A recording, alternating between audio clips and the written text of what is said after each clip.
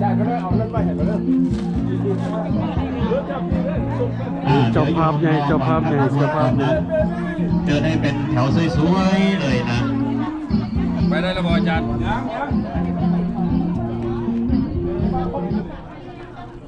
ฟังเด้อเดี๋ยวรอบครึ่งเนี่ยจะพาสวดอิติปิโสส่วนรอบสุดท้ายแล้วจะให้ฟ้อนรอบสุดท้าย4ฟ้อนปฏิทัยหลุดตีก่อนแนมมองได้แนมกล้องอาจารย์เวียนกล้องอยู่ไหนล่ะถ่ายข้างหน้าได้ดีนะถ่ายวิดีโอบอกครับโอ้ใช่ผู้ใดชูรคนเจ้าจะมาทางนี้เป็นไหวบอลนี่มาทางไหนก็ไหวมาเด้อใครฟังเด้อผู้ใดอยากมาพันธิถือรอบแรกใครอยากมาถือไปกับมาขอถือน้ำเงินได้ดิรอบต่อมาบอกก่อนเด้อนี่เด้อก็เพื่อนอยากถือคือกันนะเดี๋ยวสวัสดิ์มาบอกกั้งโฮมไปใส่กั้งโฮมเงินเนี่ยคือบอกมากั้งโฮมอยู่ใส่เนี่ยไอ้ตะวันต้นยังไงน่ะเงินเนี่ยนะเงินย้อนมีผู้สูงอยู่ผู้ใดที่ถือใครที่ถือลองก่อนนิดหนึ่งคนไม่ตกคนถือนะกล้องเงาเพียนกล้องไปเลยกล้องถ่ายเห็นแล้วคนจะเอากล้องผมไอ้พี่ก็ได้เดี๋ยวรอก่อนรอกันโฮมพอต้องมีไปเบิ่งไปพอต้องมีไปขนมเปี๊ยะเอาใหญ่เสียวมากเลยเอาถือรอบนี้ถือนาตัวถือรอบหน้าเป็นวันนี้เปลี่ยนกันเดี๋ยวรอก่อนเด้อโยมฟังเรื่องกติการอบที่1เนี่ยแต่ส่วนอีพี2รอบแรกเท่านั้นนะรอบที่2ที่3จะให้ดนตรีจะให้ดนตรีห้องเลยตัวมีห้องมาระบต้นเงินมาระบอต้นที่ห้องโอ้ยังคล้องวันนี้เถอะไปเอาคล้องเองครบ3รอบมายืนอยู่ตรงนี้เด้อที่ไทยรูปโมได้บัตรทันไหนนะพ่นครบ3รอบผลมาแล้วว่ายกโตไปเอาเพชรเราบอกเอามาบอลหรือบ่เดี๋ยวมากำลังมาคนลายขนาดยางไว้ก็ได้โยมยกใครมีผ้าไตรยกผ้าไตรขึ้นทั้งสูงขึ้นก่อนยกขึ้นทั้งสูงกันนะถ่ายรูปไว้ไปสูงกับมัวพอเห็นแล้ว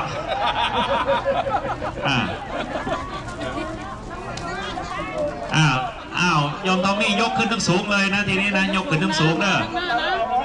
ยกขึ้นเตี้ยบ่ได้เดี๋ยวไม่ออกโม่จับเอาขาใส่ต่อขาขา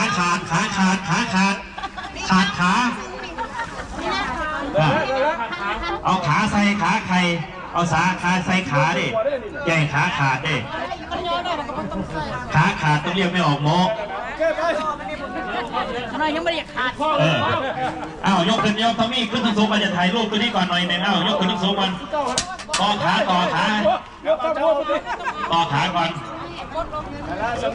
บอกว่าต่อขาก่อนทอมมี่ได้อยู่อ่ะต่อขาได้อยู่อ่ะเอาขาซุกเข้าไปยกขึ้น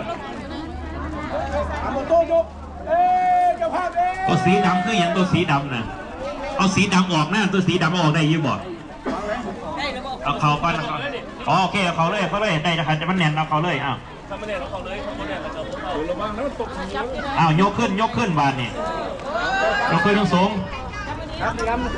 บอยกขึ้นอีกเลยยกขึ้นอีกมองมาแต่นี่แน่นะพี่พอกโตมือลงอีกพอกโตมือลงอีก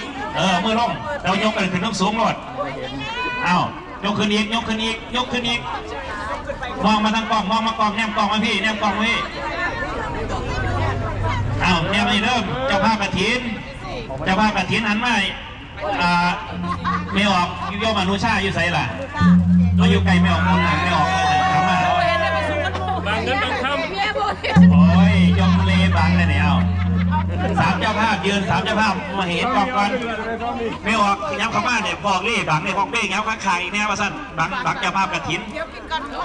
ไม่สูงไรพวกด้วยไม่ออกมวยบ่เห็นไม่ออกมวยบาทนี่พร้อมเพียงกันเด้อไม่ออกกันบ่เห็นบาทนี่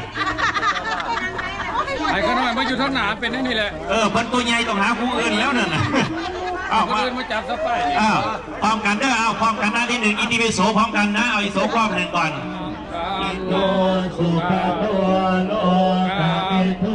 อนุตตโรปุริสัตธรรมสารติสัทธาเทวมนุษย์พุทโธภะคะวะติสวากขาโตภะคะวะตาธัมโมสันทิฏฐิโกอัคคาริโกอิปัสสิโกโอปนัยโกปัจจตังเวทิตาโพวิญโยหิเจสุปฏิปันโนภะคะวะโตสาวกสังโฆสุปฏิปันโนภะคะวะโตสาวกสังโฆอายาปฏิปันโนภะคะวะโตสาวกสังโฆสามีจิปฏิปันโนภะคะวะโตสาวกสังโฆยะติปังโอ้ยโยโยโย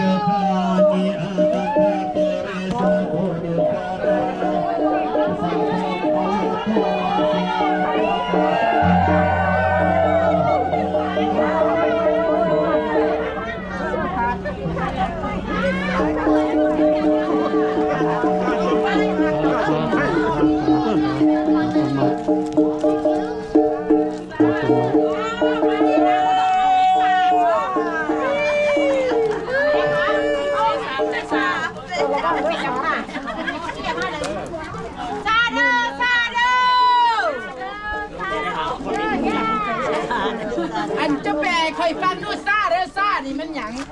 ซ่าอยู่ได้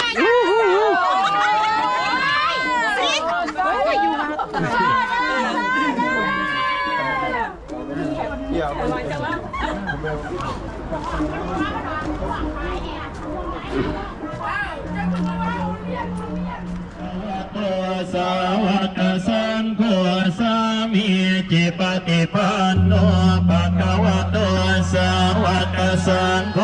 ยะติทังจัตตาริปริสัทนิอาตาปริสัพพะระเอสะภะคะวะโตสาวกสังโฆอาหุนายโยปาหุนายโยปา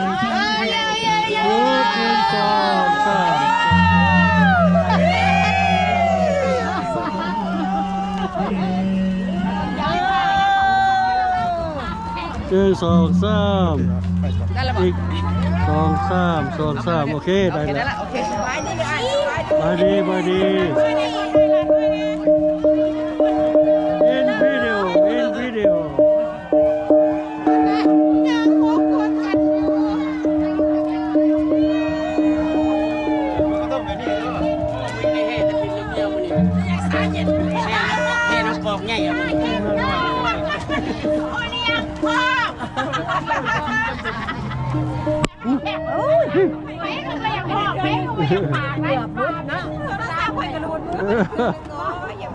ธรรมดามันมีตัวจับอยู่นะไม่ได้ใส่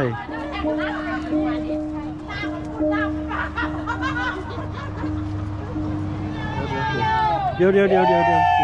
างเลยหนึ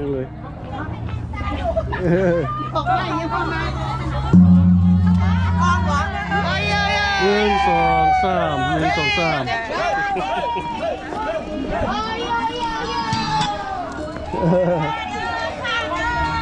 ถ่ายก่อน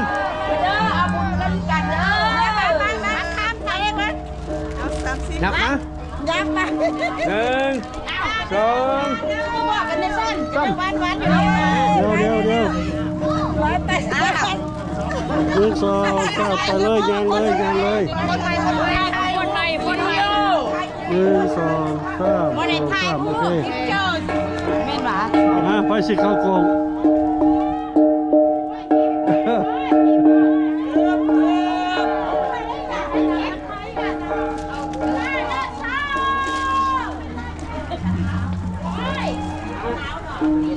ย่างไวโบนาวหรอกบนน้ำแล้วเข่าแล้วจะเป็นไข่แต่ไหนถามเลยนะไปกับรอบนี้รอบที่3นี่เนาะ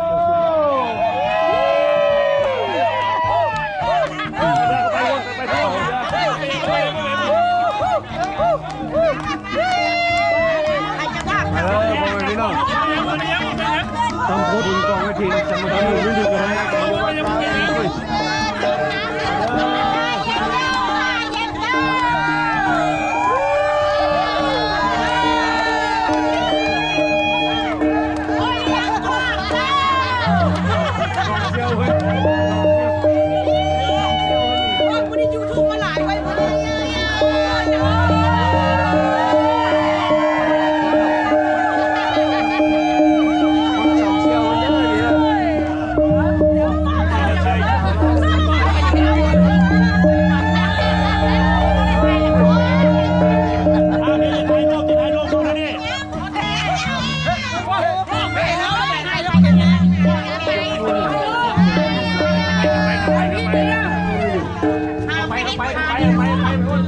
ันเสตุธรรมังอนุกัมปิมังปัจจัง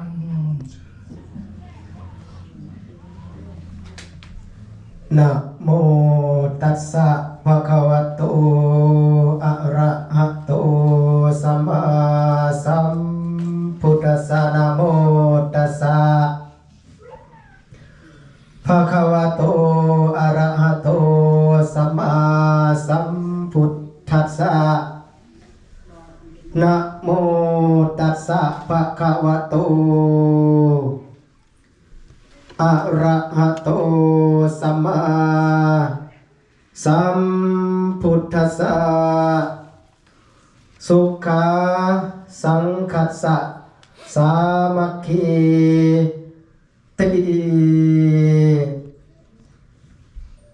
ขอนอบน้อมแด่คุณพระศรีรัตนตรัยอันเป็นที่ยึดเหนี่ยวจิตใจ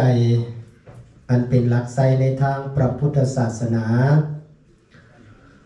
ขอถวายคารวะมายังพระมหาเถระนำผ้าเป็นประมุขประธานโดยญาติฐานสมปองสุขิโตพร้อมด้วยคณะสงฆ์หมู่ใหญ่มีพระเทรานุเทระทุกรูปที่เคารพอย่างสูงขอเจริญพรขอความผาสุกเย็นความเจริญในศีลในธรรมจงบังเกิดมีแด่สาธุชนคนดีผู้แสวงหาคุณงามความดีผู้ใฝ่ในศีลในธรรมทั้งหลายวาระจากนี้ไปจะเป็นเวลาของการสดับธรรมะมันเป็นคำสอนในทางพระพุทธศาสนา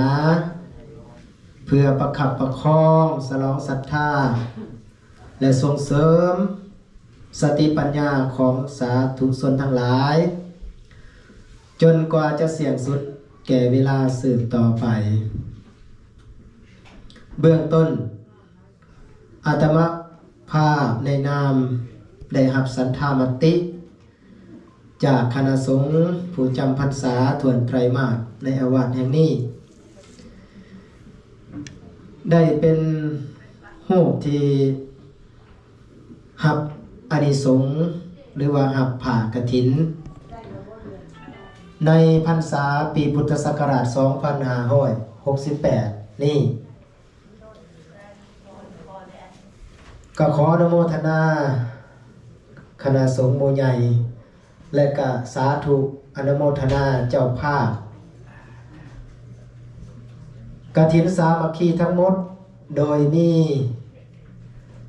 ศรัทธากกศรัทธาเข้าหรือผู้นำพามี3ครอบครัวได้แก่ครอบครัวยะนางรัตนาดันตรียะนางปาลีวงพระจันทร์พร้อมครอบครัวและฐานอนุสาแก้วคำผุยพร้อมครอบครัวมาณโอกาสนี้ด้วยท่านสาธุชนทั้งหลายบุญกฐินนั้นเป็นเรื่องของประเพณีที่เฮาได้เฮ็ดกันมาฉลองกันมาประพฤติกันมาหลายชั่วอายุคนแล้วท่านสาธุชนทั้งหลายกฐินเป็นทานเอิ้นว่ากาลทานและจัดในประเภท สังฆทานบ่ได้เฉพาะเจาะจงแก่ภิกขุรูปใดรูปหนึ่งกฐินเป็นเรื่องของผ้าแก่ภิกษุผู้ที่จำพรรษาที่ขาดในการพัดเปลี่ยนผ้าเก่าไปสู่ผ้าใหม่กฐินเป็นเรื่องของสังฆกรรมและกฐินยังเป็นสื่อของไม้ที่เพิ่นขึงให้ขึ้นรูปแบบของผ้าซึ่งมีลักษณะเป็นหลายๆตอนเมื่อเบิ่งอยู่ไกลๆแล้วก็เปรียบเหมือนธงหน้าหรือคันหน้าเพราะฉะนั้นบุญกฐินเฮาจึงเชื่อถือกันมาว่าเป็นได้บุญกุศลหลายทั้งผู้รับและก็ผู้ให้ทาน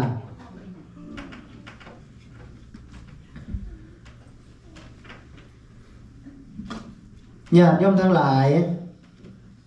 ต้นเหตุของกฐินโดยย่อก็มีภิกษุชาวเมืองปาฐาหรือปาไทยรัฐได้มีจิตเคารพในพระพุทธเจ้าอยากไปขาบคารวะเพื่อนอยู่ที่วัดพระเชตวันมหาวิหารเมืองสาวัตถีในปีนั้นเองเพื่อนก็เดินทางไปฮอดเครื่องทางกับได้เข้าพรรษาก่อนก็เลยจำพรรษาเมื่อจำพรรษาแล้วก็ออกพรรษาแล้วฝนกำลังตกเพราะว่าเป็นปลายฝนต้นหนาวก็ยังบ่แห้งขาดปานใดก็เฮ็ดให้เปื้อนเมื่อไปถึงเข้าเฝ้าพระพุทธเจ้าเพิ่นจึงตรัสถามว่าภิกษุทั้งหลายอัตภาพยังความเป็นไปให้สะดวกอยู่บ่การอยู่ร่วมกันมีความผาสุกความเย็นมีความสามัคคีกันดีอยู่บ่ภิกษุทั้งหลายก็ตอบตามที่พระพุทธองค์ถาม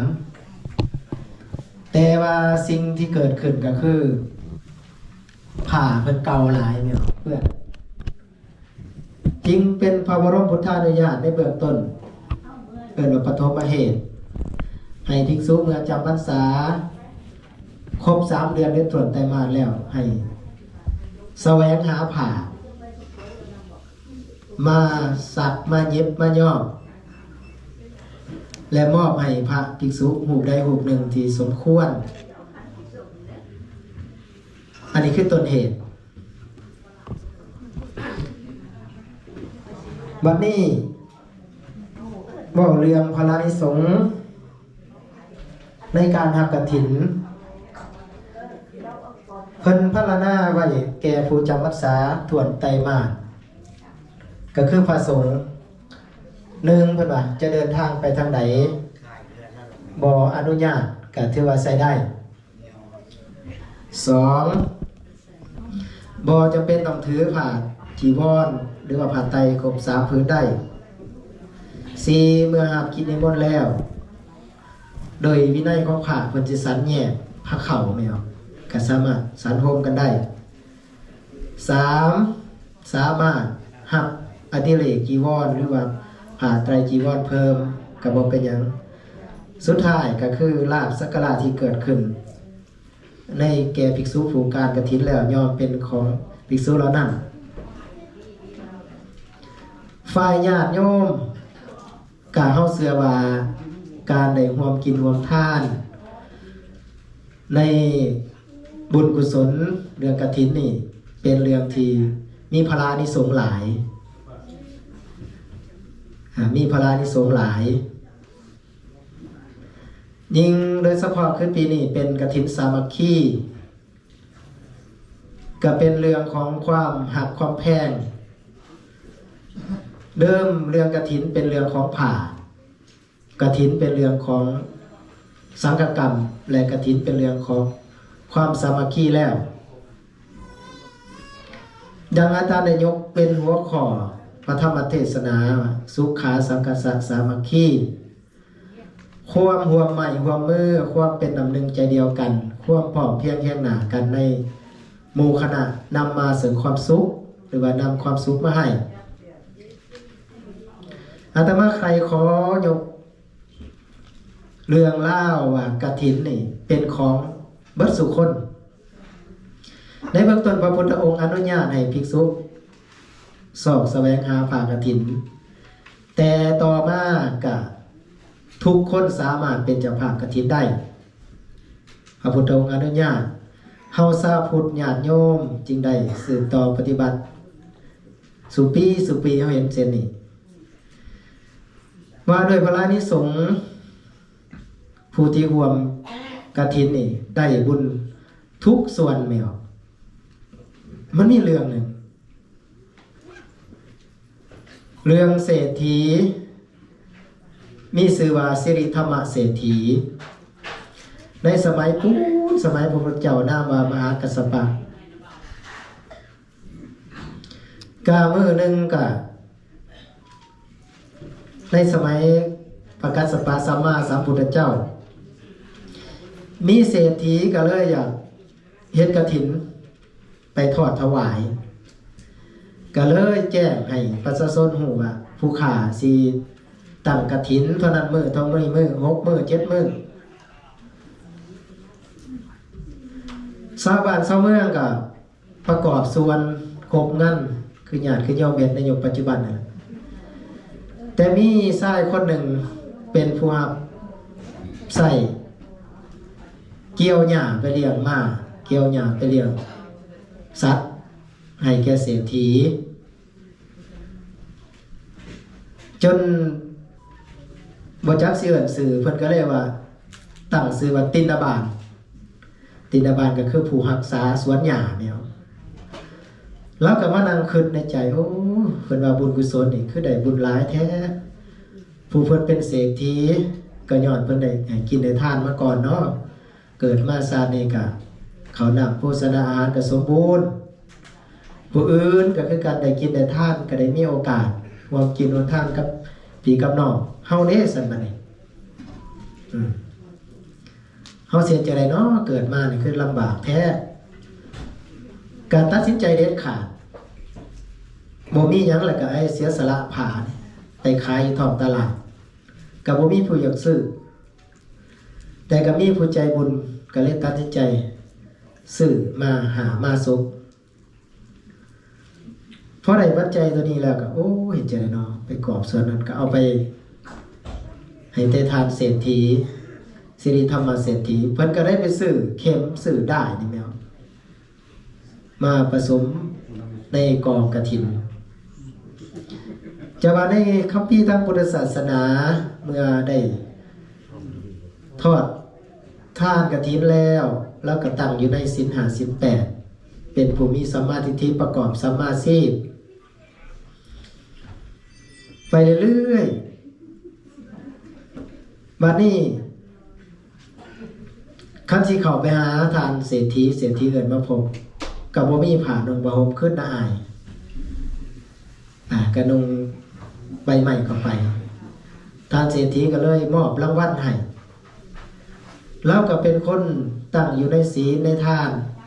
และก็ประกอบอาชีพก็เป็นฐานะดีขึ้นแล้วเมื่อสิ้นอัตภาพของความเป็นมนุษย์เพิ่นก็เอาตนไปเกิดในสวรรค์อยากสรุปซ้ำห้อมให้ญาติโยมได้เห็นในเรื่องนี้ว่าในเรื่องนี้ก็1คือผู้เป็นเศรษฐีก็เป็นคนมีฐานะอยู่แล้วแล้วก็เป็นคนใจกว้างเพราะฉะนั้นเรื่องกุลกฐินในข้อที่1ก็คือเป็นเรื่องของความใจกว้างเนี่ยใจกว้างคือญาติโยมผู้สิกินสิทานประกอบบริวารนั่นนี่10ห้อยได้ใหญ่ถือว่าเป็นบุญกุศลของเฮาให้เฮาภูมิอกภูมิใจในส่วนนี้ผู้ที่เป็นคณะกรรมการอภิสรผู้ที่เป็นผู้นำผ้าผู้ที่เป็นศรัทธากกเข้ากระใจกว้างร่วมกันกินกันทานเหมือนดังตัวอย่างสิริธรรมเศรษฐี ต่อมาคนทั่วไปก็ได้ร่วมกินร่วมทานในส่วนอื่นๆผู้ที่มีทรัพย์น้อยก็สามารถร่วมน้ำเพิ่นได้หลังนิทานที่ยกเมื่อกี้นี่ก็คือตินาบาลเนี่ยเราก็ได้อานิสงส์เพราะฉะนั้นผู้ใดได้ทานผ่าก็มีปรากฏในหลายคัมภีร์ว่าชื่อว่าเป็นผู้ให้วันนะผิวพรรณงดงามพุทธพองเกิดศาสตร์หนึ่งศาสตร์ใดก็มีสุขภาพแข็งแรงเมื่อได้ให้ทานเป็นสังฆทานแล้วชื่อว่าความ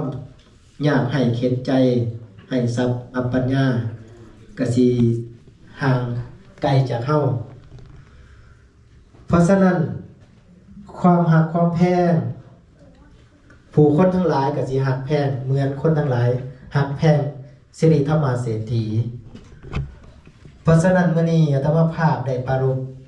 เพื่อสรองศรัทธาพอสมควรแก่เวลาหวังว่าทานทั้งหลายที่เป็นผู้รับผิดชอบเป็นคณะกรรมการรับผิดชอบงานเป็นกบเป็นเข่าเป็นเหงาเป็นประธานทั้ง3ครอบครัวยะนางรัตนาครอบครัวยะนางปารีครอบครัวทานอนุสาได้สาธุชนทั้งหลายที่อยู่ไกลและอยู่ไกลทางภายในและต่างรัฐได้ร่วมคิดร่วมใจประกอบด้วยศรัทธาที่จิตใจคือความเสื่อมภาษาธาคือความเลื่อมใสในทางพระพุทธศาสนาโดยความบริสุทธิ์ด้วยความเต็มอกเต็มใจในการให้ทานในมื้อนี้หวังว่าบุญกุศลของทานทั้งหลายหวังว่าบุญกุศลของพ่อแม่ครูบาอาจารย์ที่ได้เมตตามานำเป็นอนุโมทนากฐินหวังว่าบุญกุศลของสาธุชนที่เกิดจากการให้ทานรักษาศีลขนขวายช่วยเหลือฟังเทศน์ฟังธรรมในอดีตก็ดีปัจจุบันขณะนี้ก็ดีคงจะเป็นพลานิสงส์อุ่มสู้อยู่นู้นให้ทานทั้งหลายเป็นผู้มีความจบงามในชีวิตผิววรรณะผ่องใสจิตใจกว้างขวางโภคทรัพย์สมบัติบ่ขาดบ่เขินและเป็นคนหักหอมของหมู่มนุษย์และเทวดาทั้งหลายอาตมาภาพขออำนวยอวยพรให้ญาติโยมทั้งหลายขอให้เป็นสุขสดชื่นทุกคืนวันให้ความฝันเป็นจริงในสิ่งที่หวังให้มีอายุวันนะสุขะพลังให้มีชื่อเสียงเด่นดังด้วยความดีเจริญด้วยจตุรพิธพรใส่ทั้งสี่คืออายุวันนะสุขะสมควรแก่เวลาเอวังก็มีด้วยประกาศนีสาธุสาธุสาธุอนุโมทามิขอให้สาธุดังๆขอให้รวยๆทุกคน